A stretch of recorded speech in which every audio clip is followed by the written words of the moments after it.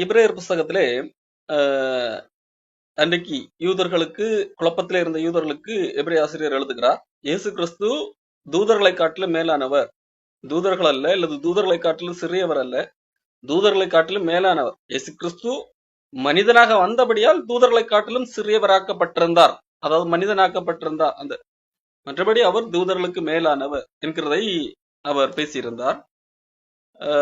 இரண்டாவதாக, நீங்கள் மோசே பெரிய என்று நினைத்துக் கொண்டிருக்கிறீர்கள் அல்லவா யூதர்கள்? மோசையை காட்டிலும் இயேசு கிறிஸ்து பெரியவர். மோசே தேவனுடைய வீட்டிலே உண்மையாக இருந்தார், ஆனால் அந்த வீட்டை உண்டு பண்ணினவர் யார்? அந்த வீட்டை உண்டு பண்ணினவர் தேவன். அப்போ அந்த வீட்டினுடைய உடைமையாளராக இயேசு கிறிஸ்து உண்மையாக இருக்கிறார் என்பதாக சொல்லுகிறார்.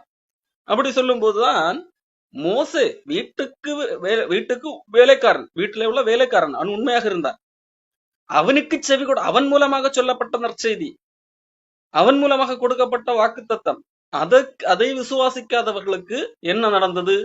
அந்த வாக்குத்தத்தம் பலிக்கவில்லை. அவன் மூலமாக சொல்லப்பட்ட நற்செய்தியை விசுவாசிக்காதவர்களுக்கு வாக்குத்தத்தம் பலிக்கவில்லை. அதை போல வீட்டின் உடைமையாளர் மோசையை காட்டிலும் பெரியவர் இயேசு கிறிஸ்து. அவருடைய நற்செய்தியை விசுவாசிக்கவில்லை என்றால் வரப்போகிற வாக்குத்தத்தம் பலிக்காது. ஆகவே அவரை விசுவாசித்தால் நாம் அந்த வாக்கு தத்துவத்தை சுதந்திரிப்போம். வாக்கு தத்துவம் எது? இளைப்பாறுதல். அது இனி வரப்போகிறதாக இருக்கிறது என்பதாக இருக்கு எபிரேயர் 4ஆம் அதிகாரத்திலே அவர் தெளிவுபடுத்துகிறார். அப்படி தெளிவுபடுத்தி கொண்டு வரும்போதுதான் அவர் சொல்லுகிற ஒரு காரியம், எபிரேயர் 4ஆம் அதிகாரம் 11ஆம் வசனத்திலே அந்த உதாரணத்தின்படி, மோசேயின் காலத்திலே நடந்த அந்த உதாரணத்தின்படி ஒருவனாகிலும் கீழ்ப்படியாமையினாலே விழுந்து போகாதபடிக்கு நாம் இந்த இளைப்பாறுதல் பிரவேசிக்க ஜாக்கிரதையாக இருக்க கடவோம். அன்றைக்கு அவர்கள் கீழ்ப்படியவில்லை, மோசே மூலமாக சொல்லப்பட்ட நற்செய்தியை விசுவாசிக்கவில்லை. ஆகவே அவர்கள் கீழ்ப்படியவில்லை, அதனால் அவர்கள் அதை இழந்து போனார்கள். நாம் அப்படி இருக்காமல் ஜாக்கிரதையாக இருப்போம், அதாவது விசுவாசிப்போம் என்கிறதை தான் சொல்லுகிறார். சொல்லிவிட்டு அடுத்ததாக சொல்கிறார், தேவனுடைய வார்த்தை, உங்களிடத்திலே சொல்லப்படுகிற தேவனுடைய வார்த்தை அது உயிருள்ள ஒரு வார்த்தையாக இருக்கிறது, வல்லமை உள்ள வார்த்தையாக இருக்கிறது. இரண்டு புறமும் கருக்குள்ள எந்த பட்டயத்திலும் கருக்கானதாய் கூர்மையானதாக உள்ளது. ஆத்துமாவையும் ஆவியையும் கணுக்களையும் ஊனையும் பிரிக்கத்தக்கதாக உருவ குத்துகிறதாக இருக்கிறது.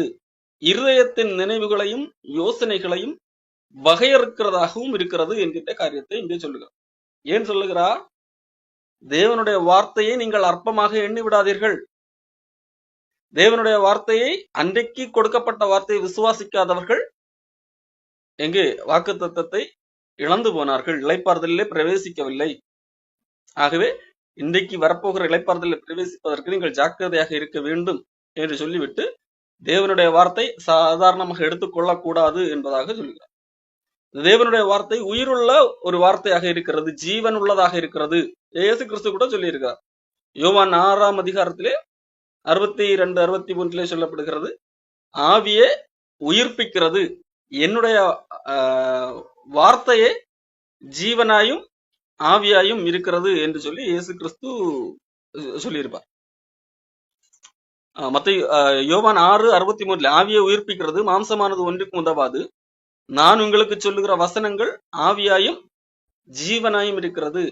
இயேசு கிறிஸ்து சொன்ன வசனங்கள், வார்த்தைகள், தேவனுடைய வார்த்தை அது உயிருள்ளதாக, உயிர் கொடுக்கக்கூடியதாக, மனிதனை உயிர்ப்பிக்கக்கூடிய ஒன்றாக இருக்கிறது. ஆகவேதான் சங்கீதக்காரன் சங்கீதம் 119 அதை தேவனுடைய வார்த்தையை பற்றியே முழுமையாக பாடல் இருக்கு. அதில் சொல்லப்பட்ட முக்கியமான வார்த்தை, உங்களுடைய வார்த்தை என் கால்களுக்கு தீபமும் என் பாதைக்கு வெளிச்சமாக இருக்கிறது என்று சொல்லி 105ஆம் வசனத்திலே சொல்லப்பட்டிருக்கு.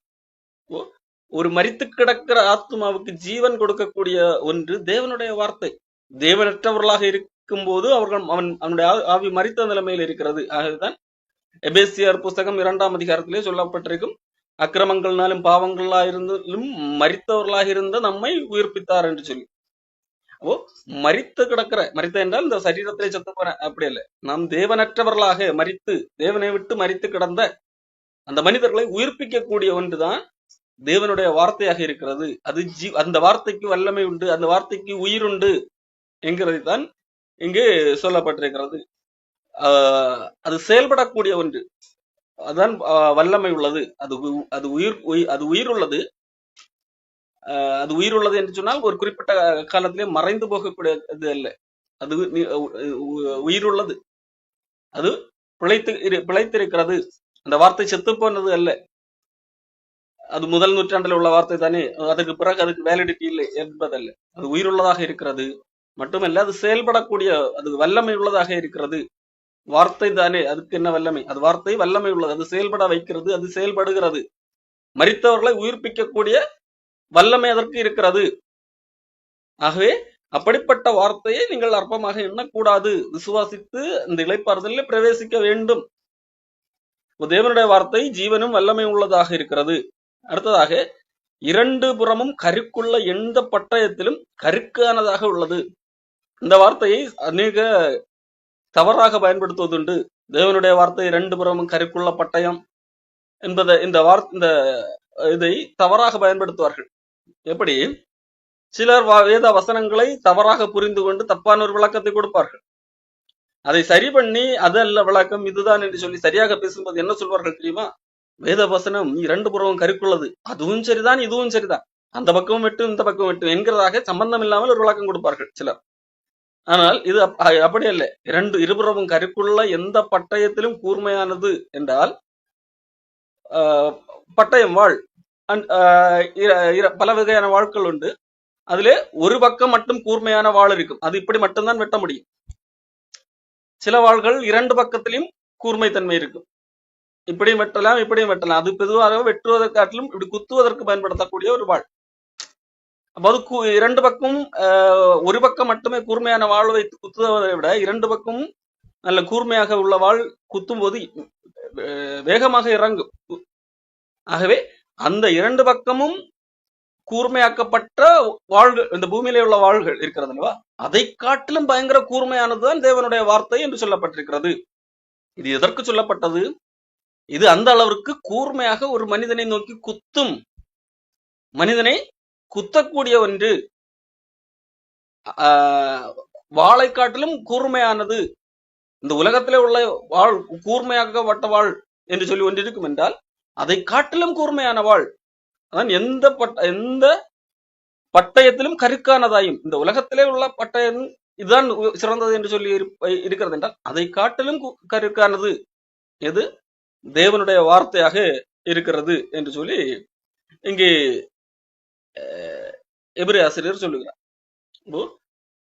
எபிரேய ஆசிரியர் இதை சொல்லும் போது, வாள்கள் பொதுவாக மனிதனுடைய சரீரத்தை வெட்டுவதற்கு பயன்படக்கூடிய ஒன்று. ஆனால் இங்கே சொல்லக்கூடிய வாள் சரீரத்தை அல்ல, உள்ளத்தை குத்தக்கூடிய ஒன்றாக, குத்துவதற்காக பயன்படுவதாக இங்கே உருவகப்படுத்துகிறார்.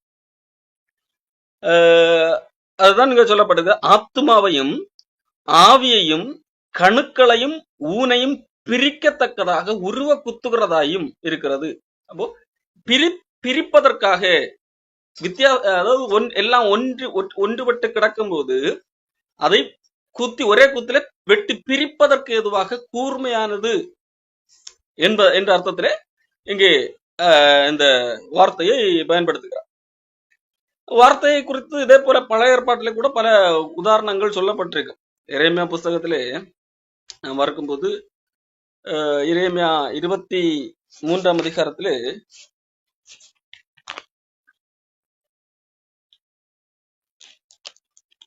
எரேமியா 23, 29 அங்கே வார்த்தையை குறித்து சொல்லும் போது அது எப்படி சொல்லப்படுகிறது என்றால், என்னுடைய வார்த்தை அக்கினியை போலது, கண்மலையை நொறுக்கும் சம்மட்டி, பெரிய சுத்தியல் இருக்கும் அல்லவா, பெரிய மலைகளை உடைக்கக்கூடிய சுத்தியலே பெரிய உருவம், அது சம்மட்டி, அதை போலும் இருக்கிறதல்லவோ என்று கர்த்தர் சொல்லுகிறார் என்று சொல்லப்படுகிறது. இது எதற்கு சொல்லப்படுகிறது என்று சொன்னால், கடவுளுடைய வார்த்தை அவ்வளவுக்கு சக்தி வாய்ந்தது, அது எல்லாவற்றையும் உடைக்கக்கூடிய ஒன்று என்பதாக சொல்லுகிறார். ஏனென்றால் இந்த வார்த்தை சொல்லப்படுகிற சூழ்நிலையிலே அங்கே அநேக கள்ளத்தீர்க்கதரிசி, நாங்கள் சொப்பனம் கண்டோம், இதுதான் கடவுள் எங்களுக்கு கொடுத்த வார்த்தை என்று பொய் சொல்லி மக்களை ஏமாற்றக்கூடியவர்களாக இருந்தார்கள். அப்படி பொய் சொல்லக்கூடிய சூழ்நிலைகள்ல அப்படி தவறான கடவுள் சொல்லாத வார்த்தைகளை கொண்டு மக்களை ஏமாற்றக்கூடிய கள்ளத்தீர்க்கதரிசிகள் இருந்தபோது கர்த்தருடைய வார்த்தை அதற்கெல்லாம் மேல் என்பதை விளக்குவதற்காக இந்த வார்த்தை இங்கே பயன்படுத்தப்பட்டது. ஆகவே தான் எரேமியா 23:28 சொல்லும் போது, சொப்பனங்கண்ட தீர்க்கதரிசி சொப்பனத்தை விவரிப்பானாக, என் வார்த்தை உள்ளவனோ என் வார்த்தையை உண்மையாய் சொல்வானாக, கோதுமைக்கு முன் பதர் எம்மாத்திரம் என்று கர்த்தர் சொல்லுகிறார்.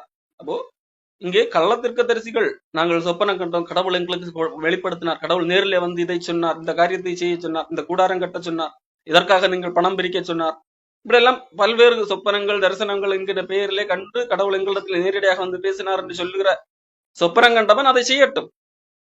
என் வார்த்தை உள்ளவனோ, கடவுளுடைய வார்த்தை என்ன சொல்லுகிறது என்கிறதை பெற்றுக்கொண்டவன் இந்த கடவுளுடைய வார்த்தை சொல்லட்டும். அது பதர். கடவுளுடைய வார்த்தை என்பது கோதுமை. இந்த கோதுமைக்கு முன்பாக அந்த பதர் ஏமாத்திரம். இந்த கோதுமையும் சரி இந்த பதரும் சரி ஒரு குறிப்பிட்ட காலம் வரைக்கும் இருக்கும், வளரும். ஆனால் ஒரு நாள் அந்த அறுவடை வரும்போது அதை பிரித்தெடுக்கப்படும் போது கோதுமையை எல்லாரும் களஞ்சியத்திலே சேர்ப்பார்கள், பயன்படுத்துவதற்கு ஏதுவான இடத்திலே சேர்ப்பார்கள். ஆனால் இந்த பதர் என்ன செய்யப்படும்? அது சுட்டரிப்பதற்கு கொண்டு போகப்படும். வீட்டிலே விறகுக்காகிலும் வேறு அந்த ஒன்றுக்கும் உதவாத காரியங்களுக்காக பயன்படும். ஆகவே இந்த கோதுமை போன்ற இந்த வார்த்தை நிலைநிற்கக்கூடிய ஒன்றாக இருக்கிறது.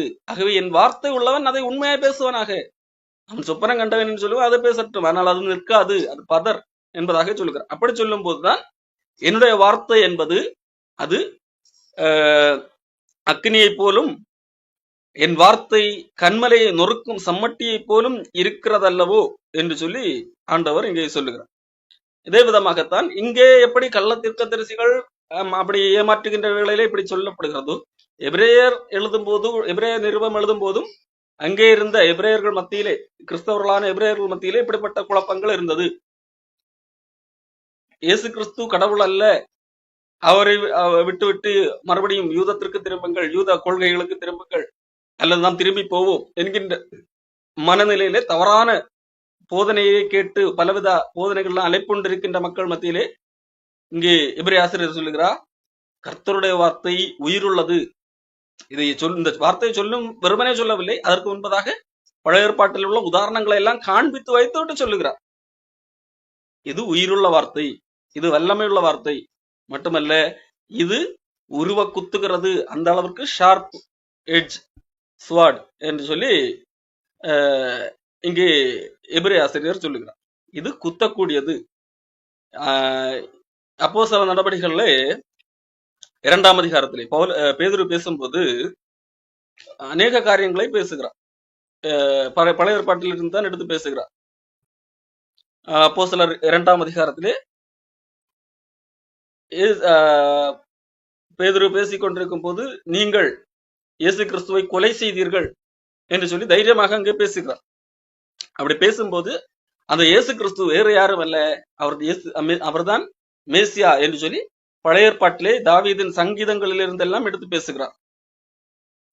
அப்படி பேசிவிட்டு வரும்போதுதான் அந்த வார்த்தை அதை கேட்டவர்களுக்கு ஆமாம் என்கிட்ட உண்மை புரிய வருகிறது, நாங்கள் தவறு செய்தோம், அவர்தான் மேசியா என்பதை காணாமல் விட்டு விட்டோம் என்று அந்த வார்த்தை பேதுரு தேவனுடைய வார்த்தையை கொண்டு விளக்கம் கொடுக்கும் போது அவர்களுக்கு புரிகிறது. அப்படி புரியும் போது அதை குறித்து வேதாகம் என்ன சொல்லுகிறது என்றால், அப்போஸ்தலர் 2:37, இதை அவர்கள் கேட்ட பொழுது இருதயத்திலே குத்தப்பட்டவர்களாகி பேதுருவையும் மற்ற அப்போஸ்தலர்களையும் பார்த்து, சகோதரரே நாங்கள் என்ன செய்ய வேண்டும் என்றார்கள். அப்போ இந்த வார்த்தை என்ன செய்தது? பேதுரு பிரசங்கித்த அந்த வார்த்தை அவர்களுடைய இருதயத்தை போய் குத்தினது. அதுவரைக்கும் அவர்கள் செய்தது சரி என்று சொல்லி நினைத்துக் கொண்டிருந்த மக்கள் மத்தியிலே இப்பொழுதுதான் அது அவர்களை குத்தி, நாங்கள் செய்தது தவறு, நாங்கள் இனி எதற்கு என்ன செய்ய வேண்டும் என்று அவர்களை கேட்க வைக்கக்கூடிய ஒன்றாக காணப்படுகிறது. ஆண்டவருடைய வார்த்தை ஒரு மனிதனை உருவ குத்துகிறதாக அது காணப்படுகிறது. அதே வேளையிலே சில போதனைகள் இருக்கலாம், அது காதுக்கு இனிமையாக இருக்கும், நாம் செய்கிற தவறுகளை கூட நியாயப்படுத்துவதாக இருக்கும். ஆனால் உண்மையான கடவுளுடைய வார்த்தை அது உருவ குத்துகிறதாக இருக்கும். ஆத்துமாவையும் ஆவியையும் பிரிக்கத்தக்கதாக இருக்கும். மனித ஆத்துமா இங்கே ஆவி என்று சொல்லப்படுவது இங்கே மனிதனுடைய ஆத்துமா என்று சொன்னா ஒரு மனிதன் நான் தான் ஆத்துமா. இந்த சரீரம் அதற்கு வெளிப்புறமாக அது செயல்படுவதற்காக கொடுக்கப்பட்ட ஒரு ஊடகம். நாம் எதை சிந்திக்கிறோம், நாம் எப்படி செயல்படுகிறோம், இது எல்லாமே நம்முடைய ஆத்மா எண்ணம். ஆவி என்பது அது தேவனால் வருகிறது. தேவனோடு உள்ள தொடர்பின் அடிப்படையிலே நமக்குள்ளாக ஏற்படுகிற எண்ணங்கள். அப்போ இதை இரண்டையும் பிரித்து பார்க்கத்தக்கதாக வசனம், அதாவது கடவுளுடைய வார்த்தை உதவுகிறது. மனித ஒரு பக்கம் ஆத்மா இருந்து வெளியிடுகின்ற மனித எண்ணங்கள், மனித உணர்ச்சி, இன்னொரு பக்கம் தேவனோடு உள்ள தொடர்பின் அடிப்படையிலே ஏற்படுகிற தேவ திட்டம் சார்ந்த எண்ணங்கள், தேவனுக்கேற்ற விதமான சிந்தனைகள். இது ரெண்டும் பல வேளைகளில் மனிதனுக்குள்ளாக கலந்து கிடக்கும். எது மனித உணர்ச்சியும் என்னது, இது தேவனுடைய சித்தம் என்பது போல மனிதன் என்ன வாய்ப்பு உண்டு. ஆகவேத்தான் சொல்லுகிறது, இதை பிரிக்கத்தக்கது எது தேவனுடைய திட்டம், எது தேவனால் தரப்பட்ட எண்ணம், எது என்னிடத்திலிருந்து வந்த எண்ணம், மனித உணர்ச்சி சார்ந்த எண்ணங்கள், அல்லது இந்த மாமிசம் சார்ந்து அதன் இச்சைக்கு எதுவாக உருவான எண்ணங்கள் என்கிறதை பிரித்து பார்க்கக்கூடிய ஒன்றாக இருக்கிறது. அப்போ அது அந்த பிரித்து பார்ப்பதற்காக அந்த வாள் அது உருவ குத்தி அதை பிரிக்கிறது. இது வேறு இது வேறு என்று சொல்லி பிரித்து காட்டுகிறது. மனிதனுடைய எண்ணங்களை, அது ஆத்மாவையும் ஆவியையும் பிரித்து காட்டுகிறதாக இருக்கிறது. அடுத்து சொல்லப்படுகிறது, கணுக்களையும் ஊனையும் பிரிக்கக்கூடிய ஒன்றாக இருக்கிறது. மாம்ச சிந்தைகள், மாம்ச சிந்தை தேவனுக்கு விரோதமான பகை. மாம்சம் எதையெல்லாம் இச்சிக்கக்கூடிய ஒன்றாக இருக்கும். அதையெல்லாம் பிரித்து காட்டுகிறது. எது தேவனால் உருவாகிற எண்ணங்கள், எது சுய எண்ணங்கள், அல்லது மனிதர்களுடைய பேச்சை கேட்டு நாம் பார்க்கிற காரியங்களை காட்டு அதன் மூலமாக இன்ஃபுளுயன்ஸ் ஆன எண்ணங்கள், எது நம்முடைய மாம்ச இச்சைகளினால் உருவான எண்ணங்கள், இது எல்லாவற்றையும் பிரித்து காட்டக்கூடிய ஒன்றாக தேவனுடைய வார்த்தை காணப்படுகிறது. அப்ப தேவனுடைய இதை நமக்குள்ளாக எல்லாவித எண்ணங்களும் எழும்பும். யாருනම් ஒரு மனிதன் எல்லாம் கலந்திருக்கிறவனாக இருக்கிறான். மனிதனுக்குள்ளாக ஆவி இருக்கிறது, ஆத்மா இருக்கிறது, சரீரம் இருக்கிறது. இது எல்லாவற்றிலிருந்தும் எண்ணங்கள் காணப்படும். இதை பிரிக்கக்கூடியது எது எதிலிருந்து வந்தது என்று சொல்லி பிரித்து காட்டக்கூடிய ஒன்றியது தேவனுடைய வார்த்தையாக இருக்கிறது. அடுத்ததாக இருதயத்தின் நினைவுகளையும் யோசனைகளையும் வகையறுக்கக்கூடிய ஒன்றாக இருக்கிறது. அது எது சரியான எண்ணம், இருதயத்தினூடாக நம்முடைய யோசனைகள் பல்வேறு விதங்களிலே மனிதனுக்கு ஏற்படும். தேவன் தருகிற யோசனை இருக்கிறது, தேவன் தருகிற யோசனை அல்லது விருப்பம் என்று சொல்லி பவுல் அப்போஸ்தலன் பிலிப்பியர் புத்தகத்திலே எழுதி வைத்திருக்கிறார். பிலிப்பியர் புத்தகம் 2ஆம் அதிகாரத்திலே 12 சொல்லும் போது, எனக்கு பிரியமானவர்களே, நீங்கள் எப்பொழுதும் கீழ்ப்படுகிறபடியே நான் உங்களுக்கு சமீபமாக இருக்கும் பொழுது மாத்திரமல்ல, நான் தூரமாக இருக்கிற இப்பொழுதும் அதிக பயத்தோடும் நடுக்கத்தோடும் உங்கள் ரட்சிப்பு நிறைவேற பிரயாசப்படுங்கள் என்று சொல்லிவிட்டு, ஏனெனில் ஏன் பிரயாசப்பட வேண்டுமா, தேவனே தம்முடைய தயவுள்ள சித்தத்தின்படி விருப்பத்தையும் செய்கையையும் உங்களில் உண்டாக்குகிறவராக இருக்கிறார். தேவன் தாமே இந்த விருப்பத்தை தந்திருக்கிறார், ஆகவே அதை செயல்படுத்துங்கள் என்பதாக சொல்லுகிறார். தேவன் தருகிற விருப்பங்கள் இருக்கிறது, தேவன் தருகிற விருப்பம் யோசனை இருக்கிறது. அதே வேளையிலே மாம்சத்தின் மூலமாக உருவாகிற யோசனைகள் இருக்கும், பிறர் மனிதர்களூடாக வருகிற யோசனைகள் இருக்கும். இயேசு கிறிஸ்துவுக்கு கூட யோசனை வந்தது. இயேசு கிறிஸ்து தேவ திட்டத்தை பற்றி பேசிக் கொண்டிருக்கிறார். மனுஷகுமாரன் வந்து பல பாடுகள் பட வேண்டும் என்று தன்னுடைய பாடு மரணத்தை குறித்து பேசிக் கொண்டிருக்கும் போது பேதுரு வழியாக ஒரு யோசனை வருகிறது. தனியாக கூட்டு, இல்ல இதெல்லாம் உமக்கு சம்பவிக்க கூடாது, உமல அக்கறையோட சொல்றது, உமக்கெல்லாம் அந்த பாடுகள் வரக்கூடாது. ஒரு பார்ப்பதற்கு மேலோட்டமாக பார்த்தா ஒரு நல்ல யோசனை போலதான் இருக்கு, இயேசு கிறிஸ்து மேலுள்ள அக்கறை போலத்தான். ஆனால் அது தேவ ஆலோசனையா என்று கேட்டால் இல்லை. அப்போ இதை வகையறுக்கக்கூடியதாக நம்மிடத்திலிருந்து ஏற்படுகிற யோசனை எது, பிறர் மூலமாக இன்ஃபுளுயன்ஸ் ஆக்கப்பட்டதன் விளைவாக வந்த யோசனை எது, தேவ வார்த்தையினூடாக நமக்குள்ளாக வந்த யோசனை எது, தேவன் தருகிற யோசனை எது. இதையெல்லாம் வகையறுக்கக்கூடியதாக எது காணப்படுகிறது? தேவனுடைய வார்த்தை எண்ணப்படுகிற அந்த பட்டயம் காணப்படுகிறது.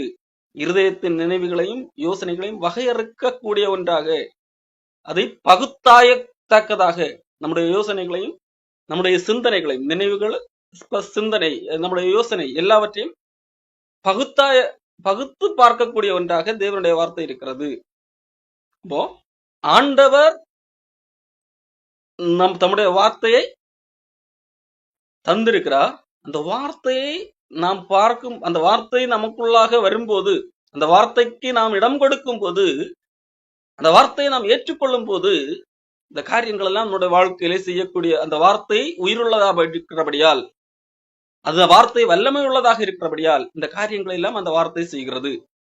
அந்த வார்த்தை எனக்கு வேண்டாம் என்று சொல்லி புறந்தள்ளும் போது அந்த வார்த்தை ஒன்றும் செய்யாது. வார்த்தை அது பட்டயம் பவர்ஃபுல்லானது, பட்டயம் கூர்மையானது. ஆனால் அதை என்னை குத்துவதற்கு அனுமதிக்கும் போது, அது அந்த வல்லமையை என்னுள் செயல்படுத்த அனுமதிக்கும் போது, அந்த வார்த்தையை நான் உட்கொள்ளும் போது, ஏற்றுக்கொள்ளும் போது, அது தன்னுடைய வேலையை செய்கிறதாக இருக்கிறது. அடுத்ததாக சொல்லிவிட்டு, அவருடைய பார்வைக்கு மறைவான சிருஷ்டி ஒன்றுமில்லை என்று சொல்லி எபிரேய ஆசிரியர் சொல்லுகிறார். தேவனுக்கு தெரியாதது ஒன்றுமில்லை. அவருடைய பார்வைக்கு சகலமும் அவருடைய கண்களுக்கு நிர்வாணமாயும் வெளியரங்கமாயும் இருக்கிறது. அவருக்கே நாம் கணக்கு ஒப்புவிக்க வேண்டும் என்று சொல்லி சொல்லுகிறார். பலவித போதனைகளால் அலைக்கழிக்கப்பட்டு அதற்கு ஒரு குழப்ப மனநிலையில் இருந்த அந்த எபிரேய மக்களை பார்த்து இங்க எபிரேய ஆசிரியர் சொல்லுகிறார், ஆண்டவருக்கு எல்லாம் தெரியும், உங்களுடைய இருதயங்களில் என்ன எண்ணங்கள் இருக்கிறது என்பது வரை எல்லாம் தெரியும். அவருக்கு முன்பாக சகலமும் வெளியரங்கமாக இருக்கிறது. அவருடைய பார்வைக்கு கண்களுக்கு முன்பாக எல்லாம் நிர்வாணமாக இருக்கிறது. அவருக்கு நாம் கணக்கு கொடுக்க வேண்டி இருக்கும். அவருக்கே நாம் கணக்கு ஒப்புவிக்க வேண்டும் என்கிறதை மறந்து போகாதீர்கள் என்பதாக இங்கே சொல்லுகிறார். கடவுளிடத்திலிருந்து நாம் எதையும் மறைக்க முடியாது. நீதிமொழி 16:15 சொல்லப்பட்டது, கர்த்தருடைய கண்கள் எங்கும் இருக்கிறது, அவர் நல்லோரையும் தீயோரையும் பார்க்கக்கூடியதாக இருக்கிறார்.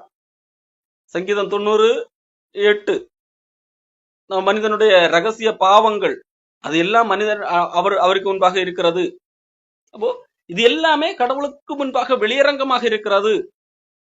அப்போ கடவுளுக்கு உங்களுடைய வாழ்க்கையில நீங்கள் என்ன எப்படிப்பட்ட நிலைமையில இருக்கிறீர்கள் என்று சொல்லி பக்கத்திலே மனிதர்களுக்கு தெரியாமல் இருக்கலாம். கடவுளுக்கு முன்பாக எல்லாம் வெளியரங்கமாக இருக்கிறது. ஆகவே கடவுளுக்கு முன்பாக என்னது, பொய் கணக்கு கொடுக்க முடியாது. இல்ல நான் நல்லவனாக்கும் என்று சொல்லி கடவுளுக்கு முன்பாக போய் ஏமாற்ற முடியாது. அவருக்கு முன்பாக கணக்கு ஒப்புவிக்க வேண்டும்.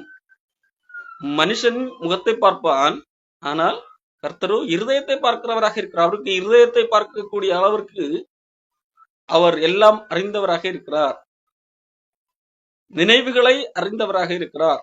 ஆகவே அப்படிப்பட்டவருக்கு கணக்கு ஒப்புவிக்க வேண்டும். இது எதற்காக சொல்லப்படுகிறது? பயமுறுத்துவதற்காக சொல்லப்பட்டது அல்ல, மாறாக உண்மையிலே நீங்கள் தேவனிடத்திலே வாருங்கள் என்று சொல்லி அழைப்பதற்காக சொல்லப்பட்டது. கடவுளுக்கு எல்லாம் தெரியும், ஆகவே நீங்கள் வாருங்கள், தேவனை விசுவாசித்து வாருங்கள், இயேசு கிறிஸ்துதான் மெய் தெய்வம் என்பதை அறிந்து வாருங்கள் என்று சொல்லி அவர்களை குழப்ப மனநிலையில் இருக்கிறவர்களை கிறிஸ்துவிடம் வர வைப்பதற்காக சொல்லப்படுகிறதே தவிர சும்மா பயமுறுத்துவதற்காக அல்ல. அவருக்கு எல்லாம் தெரியும், ஆனாலும் அவர் என்னது ஏற்றுக்கொள்வார். அவருக்கு முன்பாக நீங்கள் மறைக்க வேண்டியதில்லை, அங்கே வாருங்கள் என்பதாக சொல்லுகிறார். ஆகவே தான் அடுத்த பகுதியிலே அப்படி சொல்லுகிறார். எபிரேயர் 4:14 வானங்களின் வழியாய் பரலோகத்திற்கு போன தேவகுமாரனாகிய இயேசு என்னும் மகா பிரதான ஆசாரியர் நமக்கு இருக்கிறபடியால் நாம் பண்ணின அறிக்கையை உறுதியாய் பற்றி கொண்டிருக்க கடவோம். அப்போ நீங்கள் அறிக்கை பண்ணி உள்ளே வந்தீர்கள், இயேசு கிறிஸ்து விசுவாசிக்கிறோம் என்று அறிக்கை பண்ணி வந்தீர்கள். ஆனால் அதிலே உண்மையாக இருங்கள். அது பொய்யான அறிக்கையாக, அதை பொய்யான அறிக்கையாக மாற்றி விடாதீர்கள். இன்னைக்கு யாரோ வந்து குழப்புகிறார்களாக, இயேசு கிறிஸ்து தெய்வம் அல்ல, நாங்கள் மோசையுடைய அதாவது நியாயப்பிரமாணத்தின்படிதான் போவோம் என்று சொல்லி அங்கே மறுபடியும் போகாதீர்கள். இயேசு கிறிஸ்து தேவன் தான். அவர் மனிதனாக வந்தபடியால் தேவதூரை காட்டிலும் சற்று சிறியவராக்கப்பட்டிருந்தார். என்று சொல்லி அந்த பல காரியங்களை எக்ஸ்பிளைன் பண்ணி சொல்லுகிறார்கள். சொல்லிவிட்டு தேவனுடைய வார்த்தை இப்படிப்பட்டதாக இருக்கிறது, அதை ஏற்றுக்கொள்ளுங்கள், அது அது அதுக்கு இடம் கொடுங்கள் என்பதாக சொல்லிவிட்டு வானங்கள் வழியாக பரலோகத்துக்கு போன தேவகுமாரனாகிய இயேசு என்னும் மகா பிரதான ஆசாரியர் நமக்கு இருக்கிறபடியால் நாம் பண்ணின அறிக்கையை உறுதியாக பற்றி கொண்டிருக்க கடவோம். அப்ப நீங்க பண்ணின அறிக்கையை விட்டு விடாதீர்கள், அதை உறுதியாக பற்றி கொண்டிருங்கள் என்பதாக சொல்லுங்க. இங்கே இயேசு கிறிஸ்துவை குறித்து சொல்லப்படுகிற வார்த்தை, இயேசு கிறிஸ்து வானங்கள் வழியாய் பரலோகத்துக்கு போன தேவகுமாரனாகிய மகா பிரதான ஆசாரியர். மகா பிரதான ஆசாரியர். பூமியிலே அன்றைக்கு பிரதான ஆசாரியர்கள் இருந்தார்கள். அவர்களோட என்ன செய்வார்கள்? வருஷத்துக்கு ஒரு முறை மட்டும் மகா பரிசுத்த ஸ்தலம், பரிசுத்த ஸ்தலத்திலே ஆசாரியர்கள் பிரவேசிப்பார்கள். வேறு யாரும் பிரவேசிக்க அனுமதி இல்லை. ஆனால் மகா பரிசுத்த ஸ்தலத்திலே பிரதான ஆசாரியன் அவன் கூட வருஷத்துக்கு ஒரு முறை மட்டுமே பிரவேசிக்க முடியும். மனிதர்களுடைய பாவங்களுக்காக, எல்லாருடைய பாவங்களுக்கு முதலாவது தன்னுடைய பாவத்திற்காக ஒரு பலி செலுத்தி விட்டு, அதன் பிறகு அந்த ஜனங்கள், இஸ்ரவேல் ஜனங்களுடைய ஒட்டுமொத்த பாவத்துக்காக பலி செலுத்தி விட்டு அந்த பலி ரத்தத்தை கொண்டு அங்கு போய் தெளிப்பான். எங்கே? மகா பரிசுத்த ஸ்தலத்திலே. அவங்க அந்த மகா பரிசுத்த ஸ்தலத்துல பிரவேசிப்பதற்கு எதன் வழியாக போவான்? இதை பிரிப்பதற்காக திரை போடப்பட்டிருக்கு. அந்த திரை வழியாக அந்த பக்கத்திலே போய் அங்கே தெளித்து விட்டு எல்லாருக்காக மனிதர்களுடைய பாவத்திற்கான பரிகாரத்தை செலுத்தி விட்டு வருவான். இங்கே இயேசு கிறிஸ்துவை பிரதான ஆசாரியராக இங்கே எபிரேய ஆசிரியர் காண்பிக்கிறார். இங்கே இயேசு கிறிஸ்து யாராக இருக்கிறார்? உங்களுடைய பாவங்களுக்காக அப்படி மகா பரிசுத்த ஸ்தலத்துக்கு பிரதான ஆசாரியன் போவதை போல இங்கு ஒரு மகா பிரதான ஆசாரியர் பிதாவிடத்துல நேரடியாகவே போயிருக்கார். வானங்கள் வழியாக பிரவேசித்த, வானங்கள் வழியாக பரலோகத்திலே பிரவேசித்த, எப்படி ஒரு ஆசாரியன் சிறை வழியாக மகா பரிசுத்த ஸ்தலத்துக்கு வருஷத்துக்கு ஒரு முறை பிரவேசிப்பானோ, இயேசு கிறிஸ்து வானங்கள் வழியாக மகா பரிசுத்த ஸ்தலமாக, இங்கே காணப்பட்ட மகா பரிசுத்த ஸ்தலம் என்பது ஒரு சிம்பாலிக். அவர் ஒரிஜினல் மகா பரிசுத்த ஸ்தலமாகிய பரலோகத்துக்கு பிரவேசித்து விட்டார். வானங்கள் வழியாய் பரலோகத்துக்கு போன தேவகுமாரராகிய இயேசு என்னும் மகா பிரதான ஆசாரியர் அவர் நமக்கு இருக்கிறார். பிரதான ஆசாரியர் என்றால் என்ன? நம்முடைய பாவங்களுக்காக பலி செலுத்தக்கூடிய ஒரு மத்தியஸ்தர் ரோல். அவர் அப்படி காணப்படுகிறார். ஆகையால் நாம் பண்ணின அறிக்கையை உறுதியாக பற்றி கொண்டிருக்க கடவுள். நீங்கள் இப்பொழுது ஒருவேளை குழப்ப மனநிலையில் இருந்தாலும் அந்த அறிக்கையை பற்றி கொண்டிருங்கள். அவர் என்ன செய்கிறார்? அவர் பிரதான ஆசாரியர் தான். அவர் உங்களை என்ன செய்ய விட மாட்டார், அழித்து விட மாட்டார் என்கிறதாக சொல்லுகிறார். இங்கே 1 தீமோத்தேயு 2ஆம் அதிகாரத்திலே 5ஆம் வசனத்திலே கூட பவுல் அப்போஸ்தலன் சொல்லுகிறார், தேவன் ஒருவரே, தேவனுக்கும் மனுஷருக்கும் மத்தியஸ்தர் ஒருவரே, நமக்காக மரித்த கிறிஸ்து இயேசு அவரே என்பதாக சொல்லுவார். அப்போ மனிதர்களுக்கும் தேவனுக்கும் இடையிலே தேவனையும் மனிதர்களையும் இணைக்கின்ற ஒரு இணைப்பாளராக இயேசு கிறிஸ்து காணப்படுகிறார். ஒரு மத்தியஸ்தராக காணப்படுகிறார். அவர் அதற்காக தன்னுடைய இரத்தத்தை சிந்தி, தன்னுடைய இரத்தத்தின் மூலமாக இந்த பாவ பரிகார பலியை செலுத்தி இருக்கிறார். அவர் பிரதான ஆசாரியர் பலியாகவும் இருக்கிறார், பிரதான ஆசாரியராகவும் இருக்கிறார். இங்கே இயேசு கிறிஸ்து என்கின்ற ஒரு பிரதான ஆசாரியர் நமக்காக வானங்கள் வழியாக பரலோகத்திலே பிரவேசித்திருக்கிறார். ஆகவே அந்த நாம் பண்ணின அறிக்கையை உறுதியாக பற்றி கொண்டிருக்க கடவும். அப்போ இந்த பிரதான ஆசாரியரை பற்றி விளக்கம். நம்முடைய பிரதான ஆசாரியர் எப்படி? நம்முடைய பலவீனங்களை குறித்து பரிதபிக்க கூடாத பிரதான ஆசாரியர் நமக்கு இராமல் எல்லா விதத்திலும் நம்மை போல் சோதிக்கப்பட்டும் அதே வேளையிலே பாவமில்லாதவராக இருக்கிற பிரதான ஆசாரியரே நமக்கு இருக்கிறார். அப்போ நம்முடைய பலவீனங்களை குறித்து பரிதபிக்க கூடாத பிரதான ஆசாரியர் அல்ல. அவர் நம்முடைய பலவீனங்களை குறித்து பரிதபிக்க கூடியவர். நம்முடைய பலவீனங்கள் எப்படிப்பட்டது என்பதை உணரக்கூடியவர். காரணம் ஏன்? அவர் எல்லாவித சோதனைகளையும் தாங்கிக் கொள்ளக்கூடிய சூழலே இருந்தது. அவர் மனிதனாக இருந்தபடியால் மனிதனுக்கு நேரிடுகிற சோதனை எல்லாம் அவருக்கு புரியும். அவருக்கு வந்தது எல்லா விதத்திலும் இந்த மனிதர்கள் பூமியிலே இருக்கும்போது எந்த விதமான சூழ்நிலைகள் வருமோ, சந்தேகங்கள், குழப்பங்கள், பிரச்சனைகள், அழுத்தங்கள், இதன் மூலமாக எப்படியெல்லாம் என்னென்ன சோதனைகள் வருமோ, இந்த மனிதர்களுக்கு பூமியிலே பாவம் நிறைந்த இந்த பூமியிலே வாழுகிற மனிதர்களுக்கு என்னெல்லாம் சோதனைகள் வருமோ, இது எல்லாமே இயேசு கிறிஸ்து இங்கே மனிதனாக இருந்தபடியால் அவருக்கு வந்தது. ஆகவே அவருக்கு தெரியும். ஆகவே மனிதர்களுக்கு வருகிற சோதனைகளை அவரால் புரிந்து கொள்ள முடியும், அவரால் பரிதபிக்க முடியும், அது உணர்ந்து கொள்ள முடியும். மனிதர்களுக்கு இருக்கிற பிரச்சனையை அவரால் உணர்ந்து கொள்ள முடியும். ஆகையால் எல்லா விதத்திலும் சோதிக்கப்பட்டிருக்கிறார். அதே வேளையிலே என்ன செய்யவில்லை? பாவம் செய்யவில்லை. மனிதர்கள் எல்லா விதத்திலும் சோதிக்கப்படும் போது பாவம் செய்யக்கூடியவர்களாக இருப்பார்கள். ஆனால் இயேசு கிறிஸ்து எல்லாவற்றிலும் சோதிக்கப்பட்டும் ஆனால் பாவம் இல்லாதவராக இருக்கிறார். பாவம் இல்லாத பிரதான ஆசாரியராக இருக்கிறார். இங்கே பூமியில் உள்ள பிரதான ஆசாரியர்கள் உண்டு. அவர்கள் மனிதர்களாக இருக்கிறபடியால் அவர்களும் சோதனைக்கு உட்படுகிறார்கள், அவர்களும் பாவம் செய்கிறார்கள்.